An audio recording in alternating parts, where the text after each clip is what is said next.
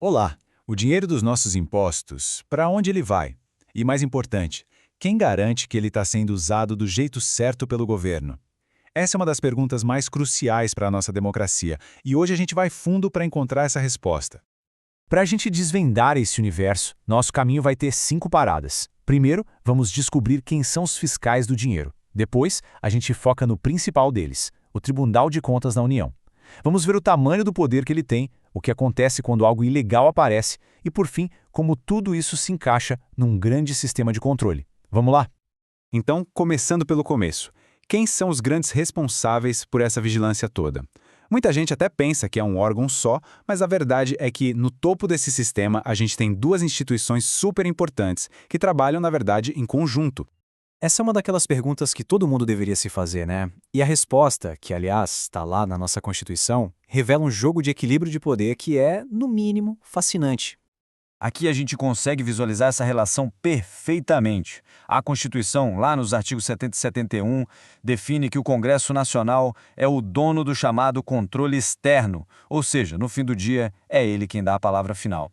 Para fazer isso, ele conta com o auxílio técnico do Tribunal de Contas da União, o TCU. A melhor analogia é essa mesmo. O Congresso é o chefe e o TCU é o especialista que prepara todas as análises para a tomada de decisão.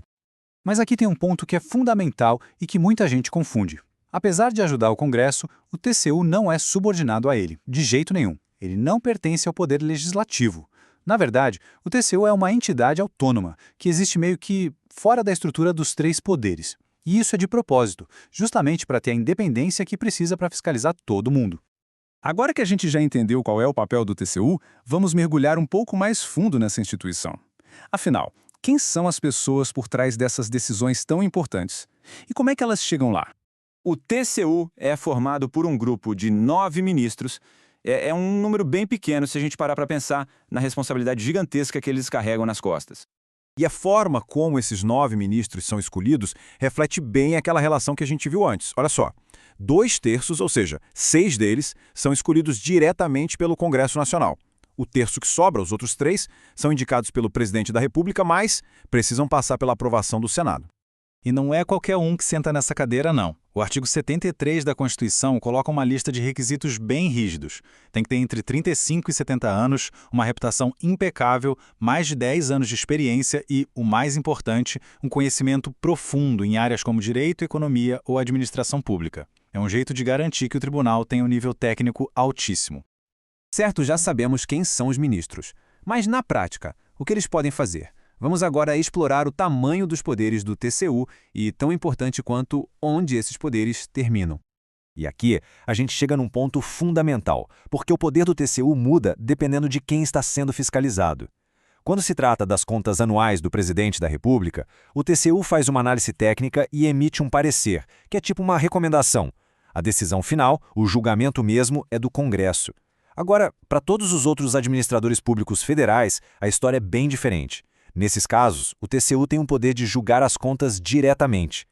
E a atuação dele vai muito além disso, viu? O TCU pode aplicar multas, pode fazer auditorias de surpresa, verificar se a contratação de servidores foi legal e até fiscalizar se aquele dinheiro federal que foi para um município está sendo bem usado. É um leque de poderes bem grande. Mas todo poder tem limite. Um exemplo bem claro disso é que o TCU não fiscaliza a nomeação para cargos de confiança. E por quê? Porque o foco do tribunal está nos atos de admissão que precisam de concurso público, e não naquelas nomeações que são mais políticas, de livre escolha do gestor.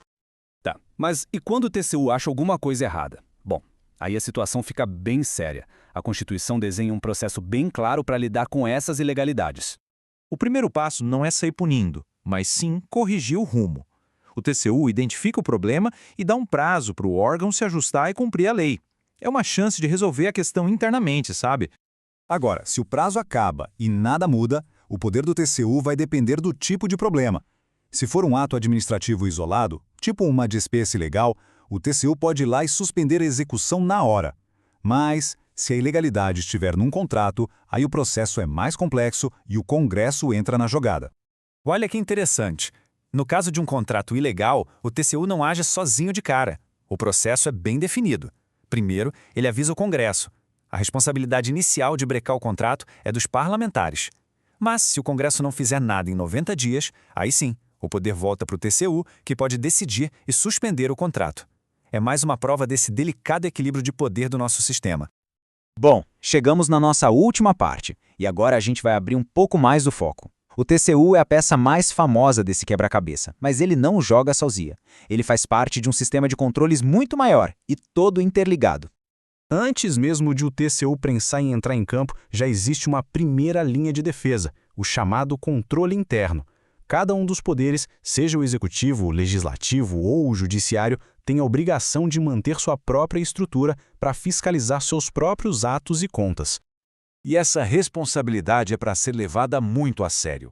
A lei cria uma coisa chamada responsabilidade solidária. Na prática, o que isso quer dizer?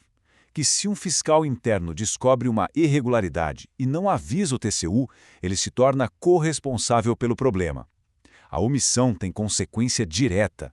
E a fiscalização não para nos órgãos oficiais. Esse artigo da Constituição é um dos pilares do controle social e é um convite direto à participação de todo mundo. Ele diz que qualquer cidadão, qualquer um de nós, assim como partidos e sindicatos, pode e deve denunciar irregularidades direto ao TCU. A fiscalização também é um papel da sociedade. Resumindo a ópera, o que a gente tem é um sistema com várias camadas de proteção.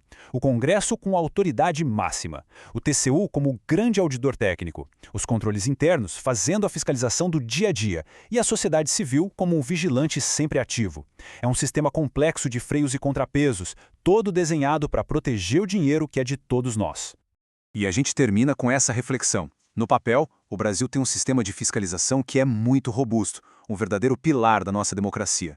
A grande questão que fica é, na prática, essa rede de controle toda tem sido suficiente para garantir que os responsáveis paguem a conta? A resposta que damos a essa pergunta como sociedade é o que define a verdadeira saúde da nossa república. Muito obrigado pela companhia.